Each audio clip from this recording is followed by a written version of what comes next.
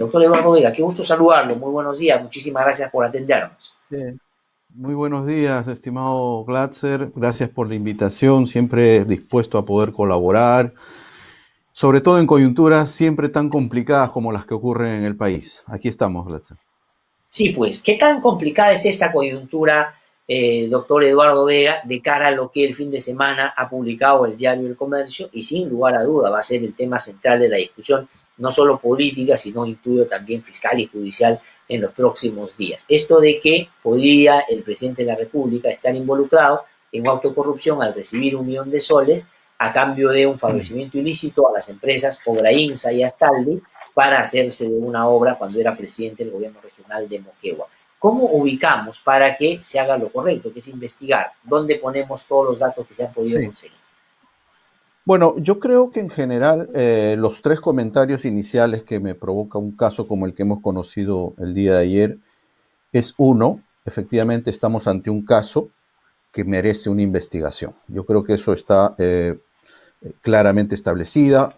No hay que adelantar ya conclusiones definitivas, pero sí hay que desarrollar una investigación muy clara que pueda efectivamente llegar a tener conclusiones finales. Uno. Dos, creo que esas investigaciones hay que sacarlas del ámbito de la política, sino que estén principalmente en el ámbito de la justicia, en el ámbito del Ministerio Público y posteriormente del Poder Judicial. Creo que ese es un elemento central que yo creo que añade a lo que hemos visto ayer, ¿no?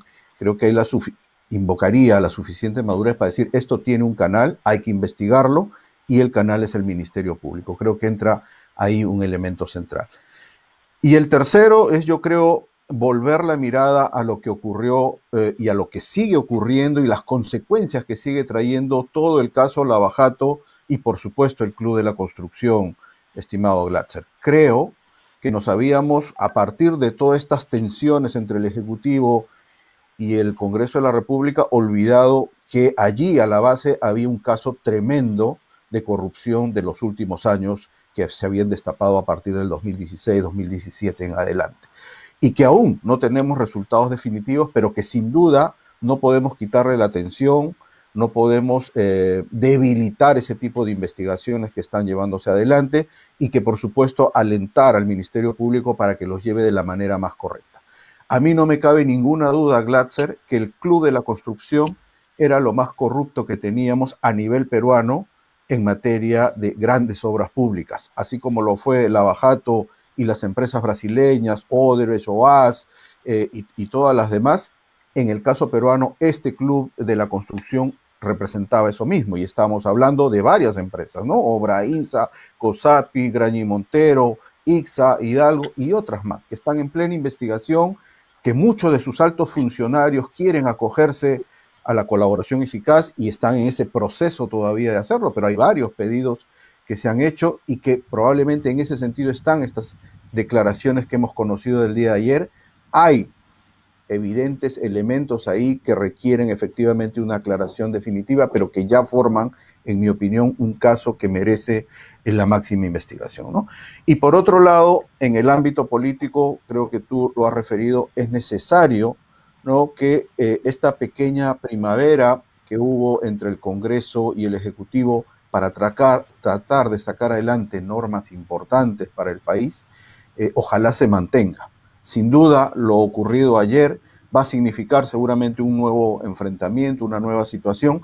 Hay que decirle a nuestra clase política, a nuestra clase dirigente, calma, tranquilidad para enfrentar esta situación, sin descuidar, sin decir que esto significa impunidad nuevamente, pero que efectivamente el país requiere atender los temas urgentes de la pandemia, atender la reactivación económica, el empleo. Muchos reportajes también del fin de semana hablan de las dificultades que vamos a tener para una reactivación del empleo y por otro lado que las investigaciones sigan su curso en los ámbitos de la justicia que le corresponde, ¿no?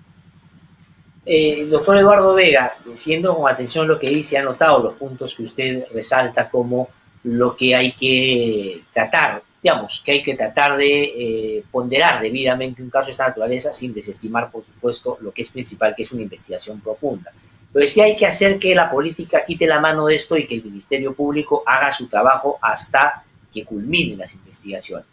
Pero es inevitable el componente político, porque el Congreso hace 3 semanas discutía una vacancia presidencial. Y de hecho, ya hay por lo menos una agrupación política, que es Unión por el Perú, que ha dicho que va a empezar a correr las firmas para presentar una moción de vacancia para el presidente de la República. Lo escucho, pero le quiero preguntar de todas maneras, abierta y explícitamente. ¿Usted considera entonces que, siendo hechos atendibles para la justicia, esto no amerita que se empiece en el Congreso a discutir por la vía de la vacancia una posibilidad de esa envergadura? Mira, Glatzer, yo creo que la tensión que tuvimos hace unas semanas con la primera vacancia que se presentó contra el presidente Vizcarra marcó, yo creo que también una línea que debo decir también que varios grupos parlamentarios lo han señalado, ¿no? No corresponde en este momento hablar de vacancia frente a estos hechos, ¿no? Más aún cuando son hechos ocurridos en su gestión como gobernador regional del actual presidente de la República, ¿no? Entonces yo creo, por eso pedía mucha prudencia, ¿no? Creo que nos enfrentaríamos o enfrascaríamos nuevamente en un debate de si corresponde o no corresponde la vacancia. Creo que un solo grupo lo ha señalado, hay otros voceros de otras bancadas que han hablado que eso no procedería. Entonces yo alentaría que esto tiene un cauce. No significa ni impunidad ni dejar de investigar, significa darle el cauce adecuado. El cauce adecuado, en mi opinión, es las investigaciones que pueda desarrollar el Ministerio Público desde ahora, como ya lo está haciendo, como ya lo ha anunciado la fiscal de la Nación, y seguramente con toda la fuerza que esto requiere a partir del 28 de julio del 2021. Pero creo que están los elementos, está la Constitución, para señalar que efectivamente no corresponde una vacancia en los términos que lo ha planteado esta bancada, ¿no? Doctor Eduardo Vega, para que estas cosas puedan funcionar en un contexto democrático, en un Estado constitucional de derecho, tiene que haber ciertas garantías de independencia de quienes van a investigar justamente este caso. Las hay ahora en el Ministerio Público para hacerlo debidamente, porque es curioso, porque en los últimos días, a propósito de este y otros casos, se ha dicho lo siguiente, que por un lado se le acusa al Ministerio Público de no querer investigar al presidente y a su entorno cercano. Y el presidente de la República ayer más bien dice que el Ministerio Público está de manera desproporcionada haciendo cosas que pueden generar, digamos, otro tipo de situaciones. Lo ha dicho expresamente en relación a las personas cercanas a él que han terminado comprometidas en el caso conocido popularmente como Richard Swing. ¿Hay en este momento, diría usted, independencia en el Ministerio Público del Poder Judicial para, al margen de cualquier circunstancia, actuar con severidad donde corresponda, pero también, digamos, con objetividad, para que no se genere tampoco, por supuesto, ningún tipo de persecución a nadie de manera indebida? Sí, en general creo que sí, Glatzer. Creo que estamos en un momento en que el Ministerio Público ha dado señales muy claras de independencia y que efectivamente ha tenido avances en distintos procesos vinculados con la gran corrupción que hemos tenido en el país, ¿no? Creo que la formación del Grupo Especial para el caso Lava Jato es una muestra de ello. Creo que el grupo en el Callao que trabajó y que trabaja hasta ahora el caso Los Cuellos Blancos, con sus dificultades, ha mostrado también un avance importante, y creo que la fiscal de la Nación está poniendo, ¿no?, una especial atención a estos casos que directamente involucran al presidente de la República y con distintos otros personajes que están siendo investigados por otros fiscales. Me parece que sí la hay, y quiero en todo caso apostar a esa situación, Glatzer. Siempre habrá, vamos a decir así, los extremos, aquellos que consideran que no hay independencia y aquellos que consideran que se está extralimitando en sus funciones. Para esa situación, Glatzer, me parece que el Ministerio Público finalmente no toma decisiones, sino que le hace pedidos y le hace propuestas al Poder Judicial para que sea el Poder Judicial quien tome las decisiones. Creo que lo que ha ocurrido con el caso Swing, si me guío por lo que hemos visto en estas semanas, se determinó una prisión preliminar para los personajes involucrados en esta situación, y posteriormente una sala ha revocado esas prisiones preventivas.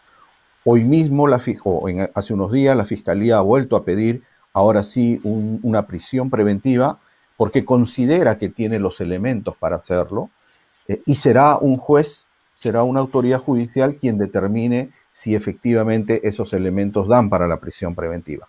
Obviamente hay un debate también ahí que nos ha acompañado todo este tiempo, si se está haciendo, si hay un abuso de la utilización de la prisión preventiva durante estos casos, en estos casos de corrupción a distinto nivel, ¿no? O si hay alguna preferencia para aplicarlos a algunos y a otros no. Ese es un debate que está permanentemente, pero creo yo, pienso que la justicia ha estado actuando con absoluta imparcialidad frente a esos temas y probablemente para algunos jueces sí hayan elementos suficientes para dictar una prisión preventiva y para otros eventualmente no. Creo que en los casos de corrupción el peligro de entorpecimiento de la investigación siempre es un elemento importante a tener en cuenta, por supuesto la penalidad y en algunos casos la fuga, aunque con la pandemia ese tema se redujo, ¿no?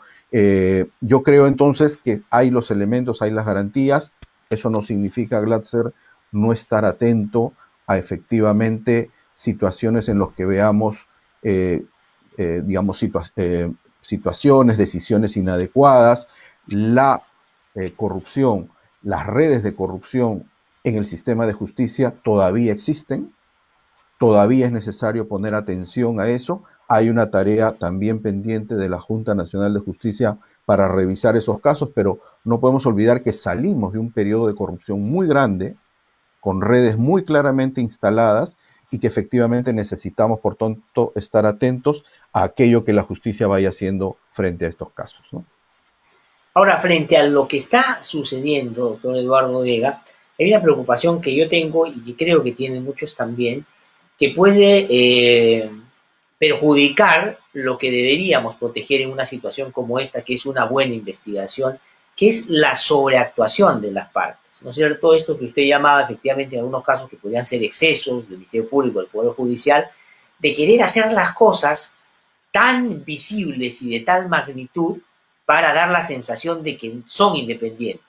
Pero por otro lado, el propio presidente de la República de decir, aquí lo único que hay es una persecución contra mí porque yo lucho contra los corruptos. Entonces, cuando tenemos, digamos, el comportamiento de personas en ambos lugares que tienen esa perspectiva, lo que se puede terminar sacrificando es la propia investigación, que es lo que en realidad nos debería importar, porque tanto en el caso del señor Swing como en el caso que se ha conocido el fin de semana, hay, y usted también lo ha dicho, elementos atendibles para la justicia. O sea, no es que han inventado las cosas, ahí están los hechos. Ahora hay que ver qué nivel de vinculación tiene el presidente de la República, que es lo que más llama la atención para sobre todo los medios de comunicación. ¿Cómo hacemos para que se pueda equilibrar esa situación en un escenario en el que usted bien ha dicho, hay independencia pues de los poderes? No es difícil que el gobierno pueda manejar el Ministerio Público. Es un buen punto, Glatzer. Yo me acuerdo mucho que a fines del año pasado, antes que se desatara la pandemia, la conversación, las opiniones, yo personalmente también era partidario de esa idea, es que ya las investigaciones vinculadas, por ejemplo, al caso Lava Jato, se centraran en lo principal, o sea, en llevar casos ante ante acusaciones, formular acusaciones y por lo tanto llevar adelante los juzgamientos y tener sentencias. Me acuerdo que fines del año pasado se hablaba, este año 2020 deberíamos ya tener juicios iniciados y eventualmente alguna sentencia contra los principales involucrados en estos casos, expresidentes de la República, altos funcionarios, en fin, ¿no? Eso sin duda con la pandemia ha sufrido un cambio en el cronograma, en las investigaciones, por cierto, ¿no? Pero creo yo, entonces, mi primera reacción en general es centrémonos, y lo digo de la mejor manera al Ministerio Público, sobre todo al equipo especial y a los que llevan adelante ahora la investigación del caso Swing, centrémonos en lo principal, en las investigaciones centrales, ¿no? Evitemos al máximo distraernos por efectivamente las prisiones, que siendo importantes, yo creo que en algún caso se pueden ver desproporcionadas. En algunos casos yo sí considero que era necesario aplicar prisiones preventivas, no siendo la regla, pero creo yo particularmente, a pesar de haber sido defensor del pueblo, creo que algunos casos sí ameritaba prisiones preventivas. Pero bueno, no nos perdamos en eso y vayamos al centro de los expedientes, de las investigaciones, llevemos adelante juicios y resolvamos estos casos, que no es fácil, porque sin duda son casos cada vez que aparecen más elementos, son complejos, en fin, ¿no? Entonces, ese es el primer elemento. En el caso Swing, igual, yo pienso que hay elementos muy importantes para continuar con una investigación sobre el fondo del asunto, ¿no? Yo lo he dicho en varias oportunidades, me parece que ese es otro caso que muestra la debilidad de la administración pública para contratar a personas incompetentes por tanto tiempo, ¿no? Más de 2 años gastando recursos del Estado sin ningún beneficio, ¿no? Y ese sin duda es un mensaje muy claro que hay que dar. No pueden continuar haciéndose contrataciones de ese tipo de personas y hay responsabilidades penales que eso acarrea. Eso tiene que ser investigado, habrá que definir cómo se va a llevar adelante, quiénes son los responsables de ese asunto. Se han visto envueltos personas tanto del entorno más cercano al presidente, el propio presidente está señalado ahí como una de las personas involucradas y por supuesto personal del Ministerio de Cultura, ¿no? Entonces eso tendrá que seguir su camino, pero centrémonos en el caso importante y no nos distraigamos en las prisiones preventivas que muchas veces lo que hacen es distraernos y la ciudadanía a veces no entiende cómo que lo mandas a prisión, lo dejas libre y el caso termina dilatándose de manera innecesaria. Yo creo que ya están los elementos más importantes de ese caso configurados, hay informes de la Contraloría incluso sobre este asunto, así es que mi invocación sería eso, ¿no? Que de una vez tengamos los elementos y veamos de llevar ese caso lo más pronto posible a una acusación y a una definición de las responsabilidades que hay en ese caso.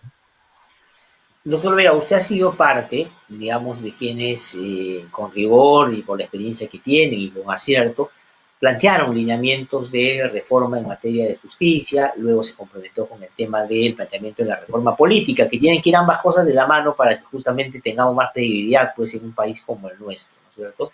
Pero sin embargo el Congreso de la República, y quiero situarlo ahí, tiene una serie de expresiones en los últimos tiempos que muy tempranamente llamaron la atención porque se supone que este Congreso nos iba a referir un momento nuevo en la política, porque si el anterior era insostenible e impresentable, para usar un término no necesariamente que usted comparta, pero para describirlo, lo que tenía que venir era uno mejor de todas maneras, aunque sea un poquito mejor, pero mejor, porque no podíamos regresar a esas prácticas. Sin embargo, hay con mucha facilidad ya una comparación donde a veces este Congreso inclusive gana en algunas cosas al anterior. Le voy a plantear dos ejemplos que tienen que ver con cosas distintas. Uno, el tema de las investigaciones en el Congreso. Por ejemplo, el señor Edgar Alarcón preside la Comisión de Fiscalización, pero contradictorio, paradójicamente, tiene 3 pedidos de acusación constitucional del Ministerio Público. Y sin embargo, lo han ratificado para un mes más, darle la posibilidad de que siga investigando uno de los casos que usted acaba de mencionar. Y fue el que propició todo el escenario de la vacancia hace unas semanas que hemos comentado también. Eso por un lado. Pero por otro lado, el tema de lo que están aprobando. Acaban de aprobar, por ejemplo, reincorporar 14.000 personas que no aprobaron mínimamente los exámenes para entrar a la carrera magisterial. Y lo que sí lo hicieron ahora dicen, entonces, ¿para qué yo estudié, para qué yo me preparé, si después una ley puede meter a todos? Hay un problema. Y podría poner otros ejemplos del transporte, en fin. ¿Qué pasa con el Congreso? ¿Cuál es su valoración? ¿Qué está pasando ahí? Sí, no, mira, he seguido de cerca esta actuación del Congreso en medio de la pandemia y sin duda es muy preocupante el tipo de normas que ha ido sacando en esta situación, ¿no?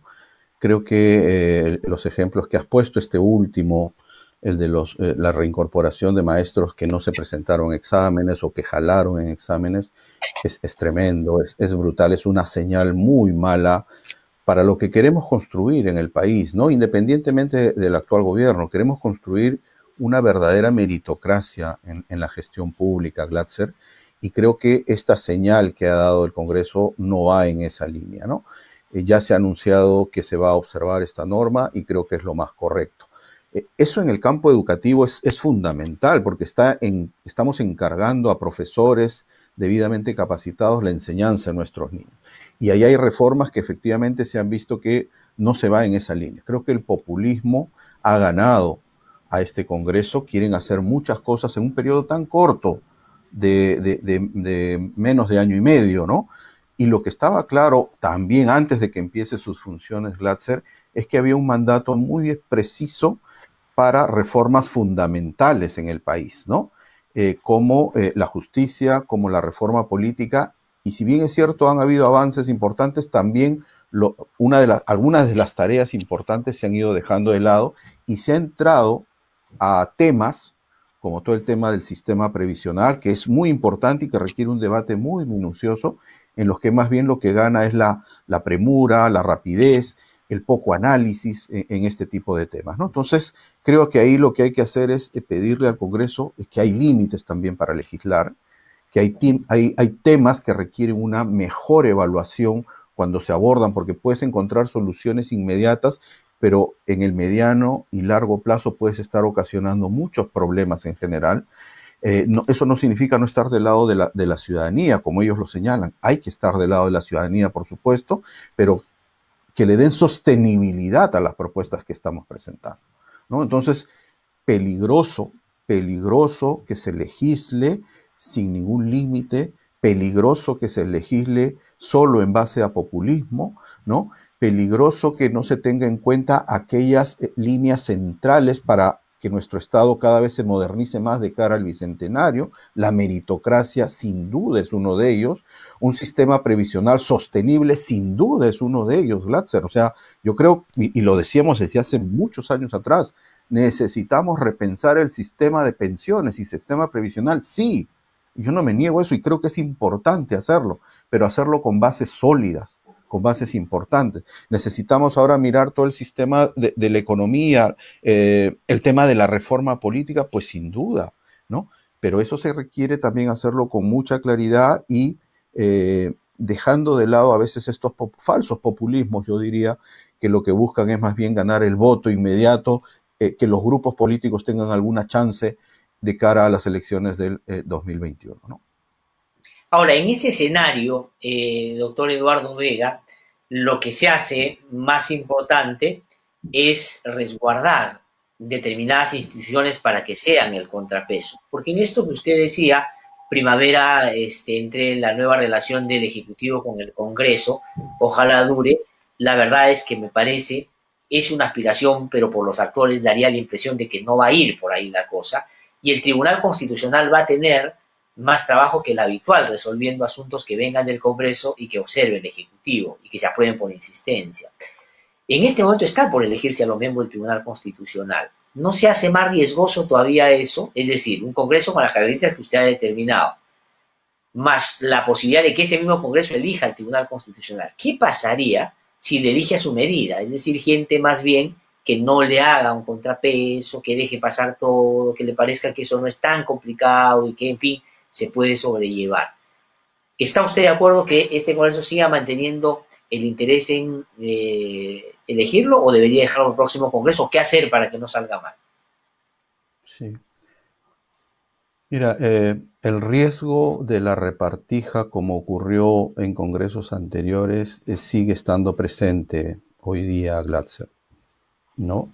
Yo creo, en mi opinión, sin duda es una tarea, una competencia del Congreso de la República elegir a los magistrados con la prontitud que esto requiere, pero hacerlo dejando de lado, deponiendo posturas políticas o intereses partidarios y haciéndolo más bien pensando en, digamos, en el país, ¿no? En elegir a los mejores para el país, ¿no? Para tener un tribunal constitucional totalmente independiente, totalmente autónomo y con una valía que pueda efectivamente ser legítimo ante la ciudadanía y ganar, por supuesto, el Estado, ganar en el sentido de que tiene un Congreso que puede decidir cosas importantes en el ámbito de la institucionalidad democrática y también proteger los derechos, que es su otra versión importante, ¿no? Su otra tarea importante.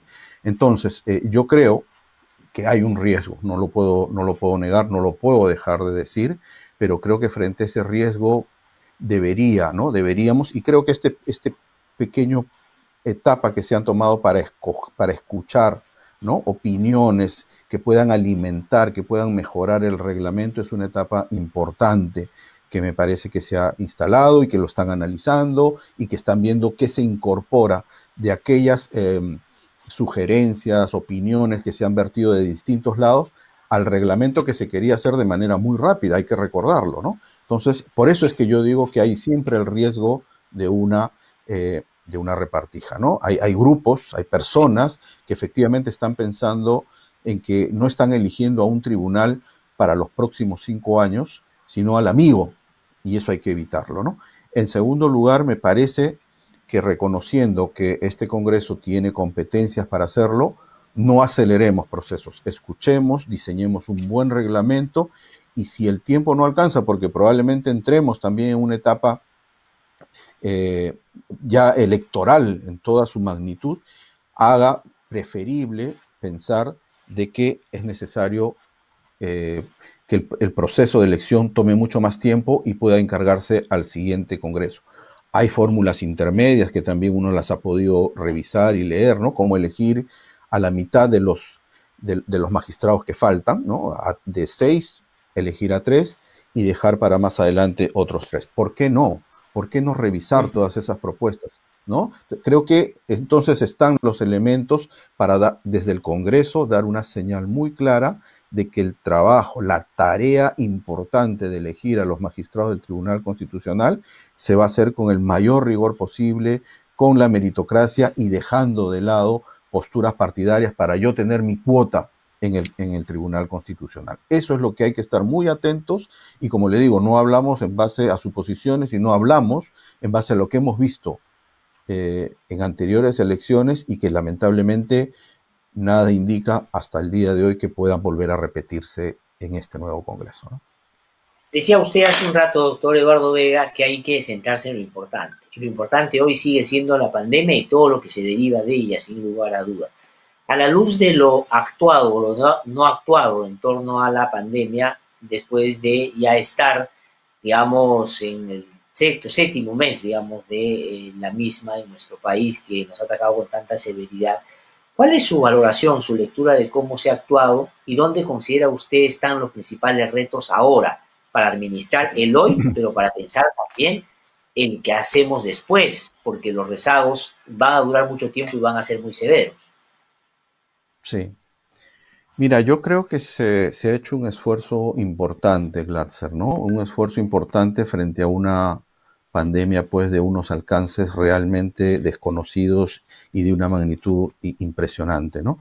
De todas maneras, a la luz de los resultados, muchos de esos esfuerzos también resultaron insuficientes, en algunos casos descoordinados desde mi punto de vista, pero creo que hemos pasado una primera etapa de estos 7 meses que han sido realmente críticas.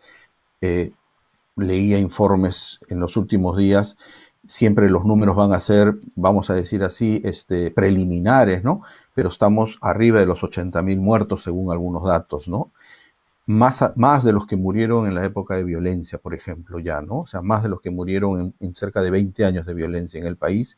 En 7 meses esto ha ocurrido en el Perú. Sin duda nadie quiere y creo yo que de lo que se trata es ahora de un esfuerzo conjunto entre el gobierno, la sociedad civil, las empresas que forman parte, pero creo que tiene que haber un esfuerzo primero de responsabilidad compartida, de llevar adelante iniciativas de prevención.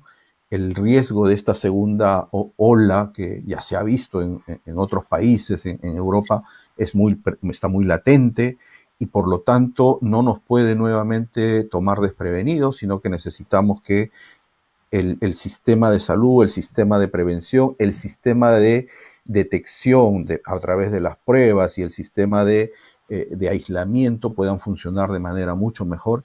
Y ahí es donde se requiere un esfuerzo mucho más coordinado entre las distintas autoridades, ¿no? Creo que esa va a ser la mejor manera de poder responder a esta etapa en la que sin duda ha habido una baja en las últimas semanas. Entiendo que ha habido una baja sustantiva en el número de muertes, en el número de contagios, pero eso no puede significar que nos descuidemos. Y lo otro es, creo yo, que ya hay también reportes de cómo estamos avanzando en relación con la vacuna, ¿no? Creo ahí que se puede hacer una tarea mucho más activa para asegurar el mayor número de vacunas de cara a lo que pueda significar el próximo año y poder de alguna manera enfrentar situaciones tanto en la escuela, por ejemplo, se habla de retomar la escuela, pero eso no sería posible si es que no tenemos un buen sistema de vacunas, o en las regiones que han tenido una situación más crítica, que esto también pueda prosperar, ¿no? Sí, doctor Eduardo Vega, para terminar, agradeciéndole muchísimo, como siempre, por su participación, le pregunto lo siguiente. Sin duda, como usted bien ha dicho, hay que centrarse en lo principal, hay que seguir atacando los problemas, estos que usted ha descrito bien y se derivan de la pandemia, pero también estamos a puertas de un proceso electoral. De hecho, hoy día, por ejemplo, es el último día para que autoridades públicas como gobernadores, alcaldes renuncien si quieren participar en el próximo proceso electoral y otros funcionarios también.